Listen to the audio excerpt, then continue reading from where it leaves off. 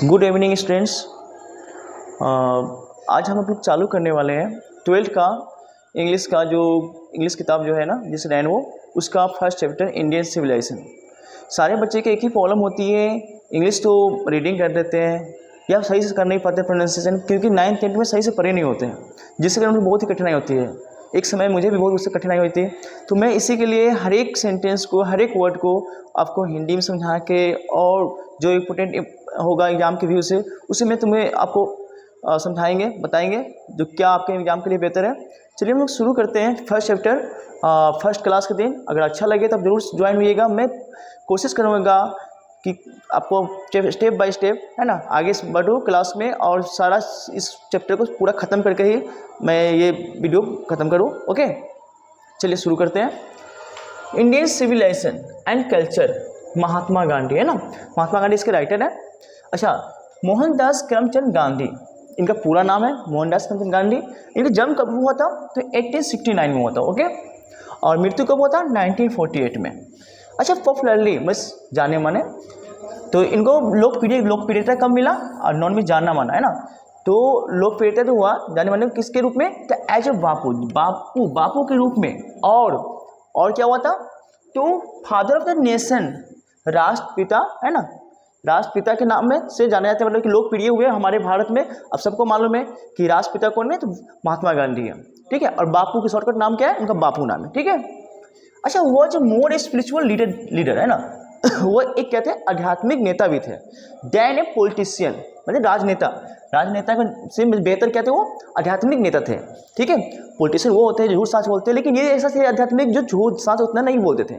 उनका एक कथन भी है, बुरा मत सुनो, बुरा मत देखो, बुरा मत बोलो। उसी तरह ये आध्यात्मिक नेता थे, अदरवाइज की तरह पॉलिटिशियन नहीं थे, ठीक है। The father of nation was more spiritual leader than a politician. Okay, वो इससे भी रिपीट हो गया। ओके, ही सक्सेसफुली, वो सफलतापूर्वक, इसको क्या बोलेंगे, सफलतापूर्वक। ओके, ध्यान रखिएगा जब भी फुली लगल है तो पूर्वक हो जाता है, क्योंकि ये एडवर्ब होती है। ओके, नेक्स्ट, यूज्ड मीन्स क्या होता है, उपयोग। क्या होता है, उपयोग अच्छा, ये उपयोग करते हैं किस चीज के, तो ट्रुथ एंड नॉन वायलेंस, किसके, सच्चाई में सत्य को और अहिंसा के रूप में। एज मीन्स कहता है जैसे के रूप है ना। Against British rule in India, तो क्या था उस समय ब्रिटिश रूल का इंडिया में शासन चल रहा था, तो उसके विरुद्ध क्या थे, ये यूज किए क्या चीज, सत्य और अहिंसा का। और इनको मदद मिला, हेल्प मीन्स कहता है मदद करना, मदद मिलना। इंडिया गेन इंडिपेंडेंस, मतलब इंडिया को आज़ाद होने में इन्हें बहुत मदद इन्होंने दिए, ठीक है। कब से कब ये, मतलब कि हमारे भारत में इसके पीछे समर्पित है जो हमारे देश आज़ाद हो, तुम लोग पढ़ते देखिए। फ्रॉम मतलब से क्या होगा यहाँ पर, से 1915 टिल 1948, मतलब कि 1915 से 1948 तक ये ही कंप्लीटली पूरी तरह से है ना डोमिनेटेड, मतलब समर्पित रहे, हावी रहे किस पे, हमारे भारत देश में आज़ादी के प्रति, है ना। इंडियन पॉलिटिक्स, मतलब इंडियन राजनीति में वो जुड़े रहे, हावी रहे, जब तक जो यहाँ से ब्रिटिश हट ना जाए, उनका रूल नहीं चले, यहाँ पर शासन नहीं हो, इसके लिए, ठीक है। और लेकिन क्या हुआ, कुछ दिन के बाद क्या हुआ, जब आज़ादी हुआ तब सबको मालूम है, एक नाथूराम गोडसे ना के नाम से उनको जो था वो कट्टरपंथी था, उनके द्वारा ये मारा गया है ना, मारे गए। तो ही डाइड, वो मारे गए at the hands of fanatic. ये फैनेटिक वर्ड जो होते हैं ना, ये कट्टरपंथी होते हैं जो हिंदू मुस्लिम में राइट्स फैलाते हैं ना, और ये इनके हाथ में हैंड्स, हाथ द्वारा मारे जाते हैं। कितनी तारीख को, 30 जनवरी। याद रहे आपको, ग्रामर में पूछा जाएगा, अगर सिर्फ यहाँ पे जनवरी रहती तो यहाँ पर हम इन लगाते, लेकिन यहाँ पर डेट भी है इसलिए ऑन लगाएंगे। ओके, तो कब यहाँ पर मारा गया उनको, तो 1948 30 जनवरी को, 30 जनवरी को। ओके, और पिछली बार में 15 अगस्त को आज़ादी दिलाई थे।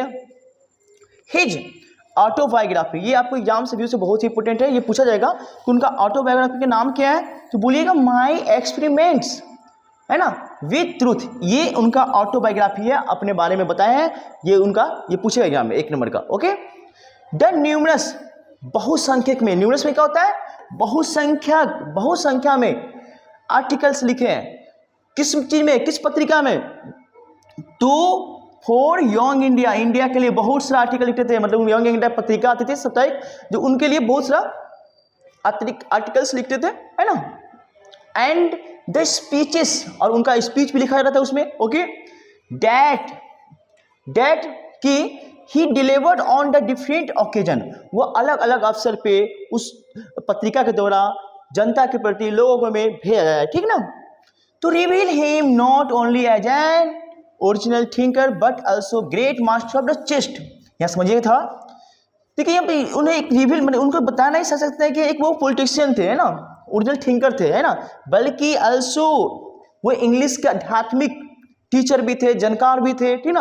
आपको मालूम ही होगा वो बहुत इंग्लैंड जाके पढ़े हुए हैं, ओके। चलिए नेक्स्ट देखते हैं हम लोग। इन द फ्लोइंग स्टेट, ये जो चैप्टर लिया गया है ना, इंडियन सिविलाइजेशन, है ना, सिविलाइजेशन क्या होता है, सभ्यता होता है, एंड कल्चर, संस्कृति। गांधी जी टॉक्स, गांधी जी बात करते हैं, talks about the sound of foundation in India, मतलब गांधी जी बात करते हैं किसकी, तो इंडिया की सभ्यता के नींव के बारे में। जो हमारे इंडिया की जो सभ्यता की नींव जो है इतनी मजबूत है कि अभी भी सालों से अडिंग है, मतलब खड़े हुए, ठीक ना। लेकिन आगे पढ़ते हैं, विच हैज सक्सेसफुली विथस्टूड, जो सफलतापूर्वक, है ना, जो सफलतापूर्वक अभी तक अडिंग है, खड़ी हुई है। The western civilisation which has, अब वेस्टर्न सिविलाइजेशन क्या होता है, पश्चिमी सभ्यता, विच हैज द टेंडेंसी, उनकी प्रवृत्ति है, पश्चिमी सभ्यता क्या टेंडेंसी है, टू प्रिविलेज मेटेरियलिटी, मतलब को बढ़ावा देना किसी का भौतिकवाद को। हम लोग के यहाँ भौतिकवाद के लेंगे, आप लोग याद होगा आप लोग को महात्मा जी गांधी जी जब जींस के जो बहिष्कार किए थे, जिसमें इंग्लैंड से आती थी कपड़ा, है ना, और हम लोग अपनी चरखा से काट कर क्या करते थे उसको बचता खुद से मेहनत करके क्या करते थे, भौतिकवाद, मतलब कि हमको नहीं चाहिए मशीनें, नहीं, हमको कभी भी आविष्कार करने का बढ़ावा नहीं दिया महात्मा गांधी।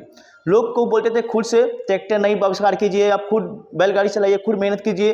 तो वो उनका मेन सोच थी कि हम किसी भी मशीन के अधीन नहीं चले, मैं खुद से मेहनत, हाथ को मेरा स्वस्थ रहे, इसके लेके, ठीक है। तो वेस्टर्न सिविलाइजेशन सब कुछ ऑल वो सोच रहे थे कि हम काम करें किस पे, तो मशीन के द्वारा ही। तो वो वेस्टर्न सिविलाइजेशन की सोच थी, हम लोग का नहीं, ओके। तो कैनोट, अब आगे महात्मा गांधी बता रहे हैं, वो तो भौतिकवाद है, वो सिर्फ इलेक्ट्रॉनिक सामान से, गैजेट से बनाते हैं, लेकिन cannot match the Indian civilisation, वो लाख कुछ भी कर ले, कितनों आविष्कार कर ले, लेकिन भारत की सभ्यता में कभी वो बराबर नहीं कर सकते हैं। वाई, ध्यान दीजिएगा। एलिवेट्स, अभी भी मेरा भारत का जो है अडिंग है, खड़ा है और बढ़ रहा है संस्कृति, लेकिन घट नहीं रही है। द मोरल बीइंग, यही हमारे भारत के अस्तित्व है, नैतिकता अस्तित्व है। और इसी तरह मैं अगले लाइन, है ना, अगले पेज में अगले दिन में पढ़वाऊंगा, आप मेरे से जुड़े रहिएगा। ये चैनल आपके लिए हर टॉपिक को लाया जाएगा, चैप्टर को एक्सप्लेन किया जाएगा, और साथ में जो भी प्रॉब्लम होगी हमारे कमेंट करके बताइएगा। सर जो भी आपको लगे कि हाँ हमें ये समझना चाहिए और इस तरह की पढ़ाई होनी चाहिए, जो हमसे और ज़्यादा समझ पाए, आप सजेस्ट कर सकते हो कमेंट के द्वारा, ओके। आपको वीडियो अच्छा लगे हो तो लाइक जरूर कीजिएगा, प्लीज़ सब्सक्राइब जरूर कीजिएगा मेरे चैनल। थैंक्स।